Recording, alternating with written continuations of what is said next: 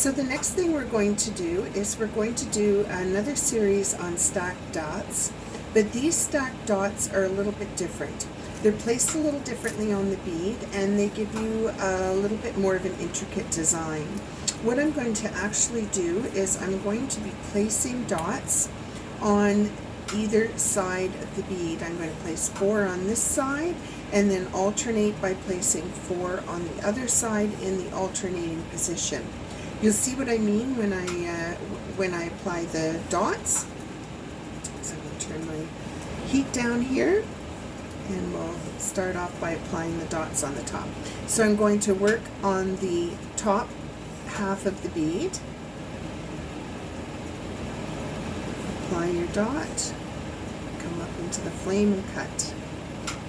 Turn it all the way down to the bottom, apply your dot, up into the flame and cut. Then turn halfway and cut. And half.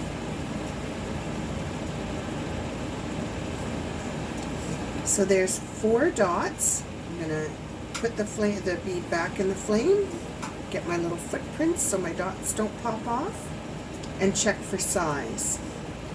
This one's a little smaller. This is where it's key that your dots are the same size, or this pattern will be a little wonky, which is okay. Okay, now in order to place the dots on the, just heat my bead up again. In order to place the dots on the other side of the, I'm going to change how I hold the mandrel, and I'm going to place the dots in between these 2 dots on the other side of the bead. So place up and cut. Place up and cut.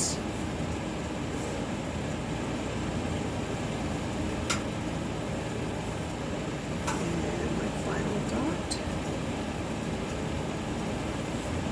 Okay. So this is what you've ended up with now. So what you have is you have a series of dots that alternate from the top to the bottom, and I'm going to melt those in.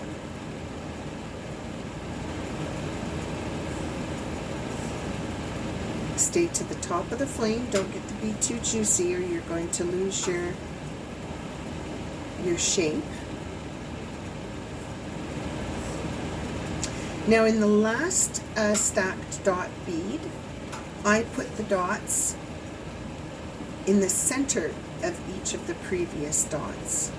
With this stacked bead, we're going to put the dots at the side of each dot, and we're going to alternate them as we go along.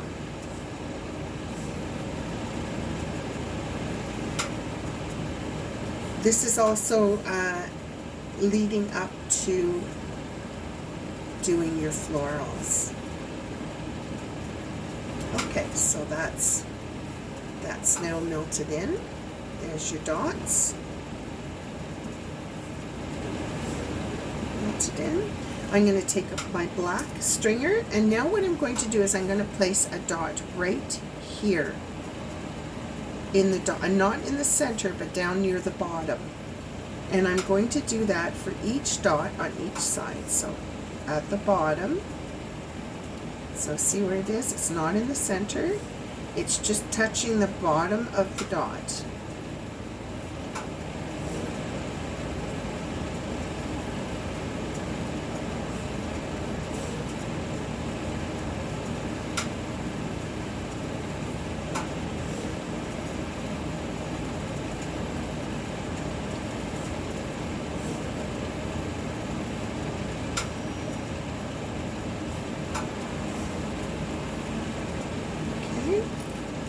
Now, so now I've just put my little feet on here so that they stick to the bead. So now you see I have dots at the bottom of each of the series of white dots, and I'm going to melt that in.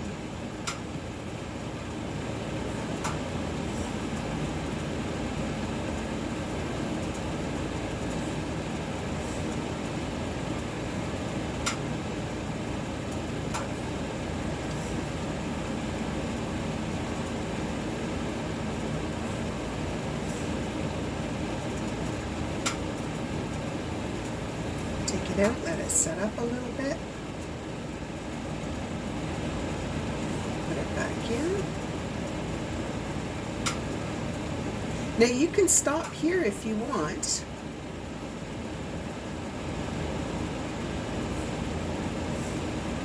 You'll notice what it does is it almost gives you like a little wigwag design. It sort of looks like everything is zigzagging back and forth. It's kind of a neat pattern. But what I'm going to do is I'm going to add one more series of white dots to this. Again, I'm going to be placing my dot down at the bottom of each series of dots. So, turn on heat. Just get my bead warm again. And I'm going to touch down at the bottom of the dot. And lift up.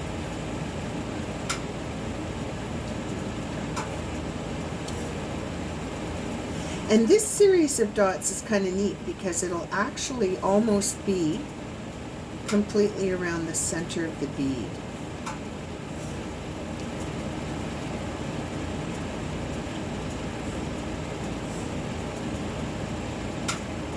Almost.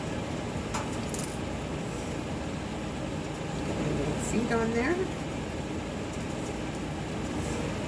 And there's this series of final dots. So now I'm going to melt these in.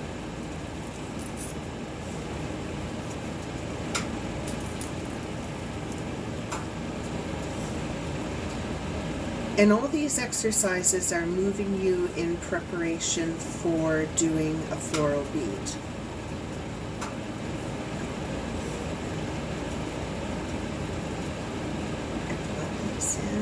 Nice and slow. Let them set up. I don't want to lose the shape of my bead.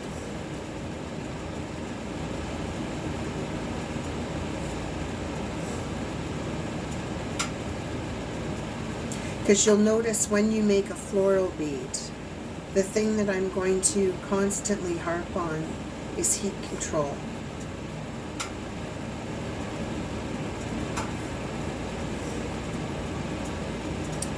I think that's just about it. So we'll let the bead set up. And that's what the final bead looks like when you stack them side to side. Now if you want, you can also add another dot in the center of each of those white dots if you want to finish it off. Let's do that. I'm going to put a black dot into the center. Turn my heat down. My heat was a little too high, so I had a little bit of trouble controlling that. So I'm just going to move it right from the get-go. Just waft my bead in here to keep it warm. Okay, and I'm going to put a black dot into the center of each of these white dots.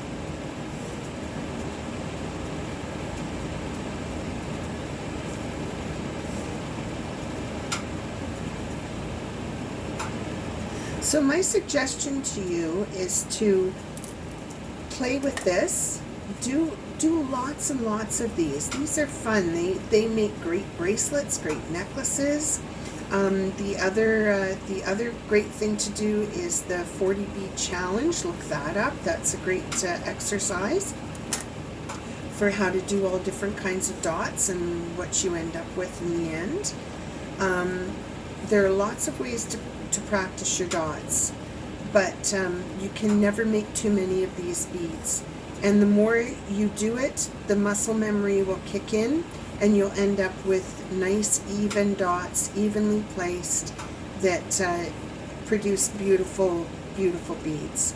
So there it is finally with the black dots in the center. It's kind of a neat looking bead. And that's all from dots.